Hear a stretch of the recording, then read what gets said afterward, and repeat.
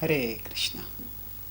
The destructibility of the body is not a license for its wanton destruction. Some people argue the Bhagavad Gita says that the body is anyway destructible, therefore there is nothing wrong in destroying the body, and that's why, and this is the reason that Krishna gave Arjuna for killing his relatives. Is such an argument a license for wanton destruction of the body? No, not at all. Because the Bhagavad Gita, firstly, the Bhagavad Gita's rationale for violence is not the destructibility of the body or the indestructibility of the soul.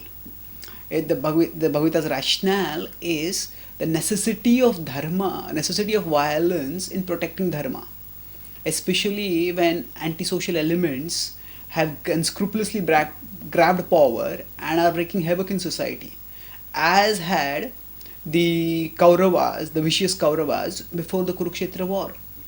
So, the key to understanding the Bhagavad Gita is that to see its full content, not just its context. So, if you see the same Bhagavad Gita, which is supposedly a book instigating wanton bodily violence, that same Bhagavad Gita talks about non-violence as a laudable quality. Ahimsa satyam akrodhas tyagah shantirapaishunam.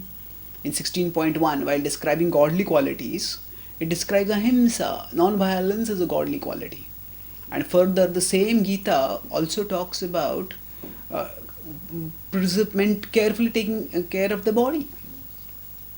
In 6.16 it states, नात्यश्नतस्तु योगोऽस्ति न चैकान्तमनश्नतः न चाति स्वप्नशीलस्य जागृतो नैव च अर्जुन न अति अश्नतस्तु. One should not eat too much. Yogosti, the yogis should not eat too much, nor should they eat too little. Na chaikantamanashnataha, nor should they stay without eating at all.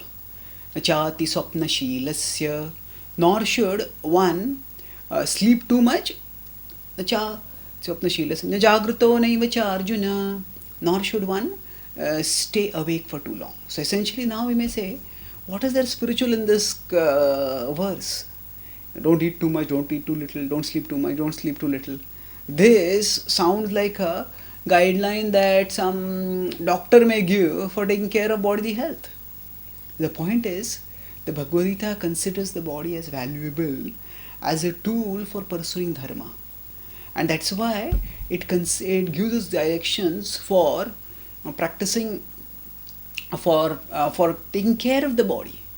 And in this context, this instruction is given for renounced yogis who are living in the forest.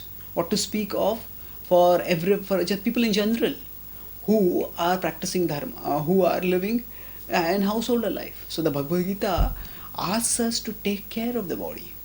And similarly, the Bhagavad Gita asks us to not hurt other bodies. So the ahimsa, there should not be any ahimsa towards others' bodies, nor should there be ahimsa towards one's own body.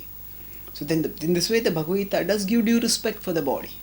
But in specific exceptional situations, when the protection of dharma requires punishment of others, which may involve killing them, giving capital punishment to them, then at that time the Bhagavad Gita does not run shy of violence at that time.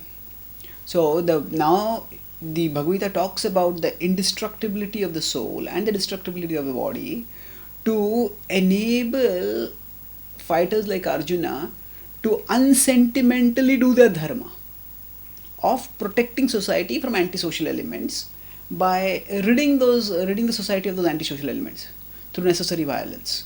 So the central teaching of the Bhagavad Gita is the practice of dharma, which in the exceptional situation of Krishna fighting against of Arjuna fighting at that time required violence, and the pursuit of dharma in most cases for us will require tolerance. So the Gita's teaching is not about violence or non-violence, it is about transcendence through the careful utilization of the body for a transcendental pursuit. Thank you. Hare Krishna.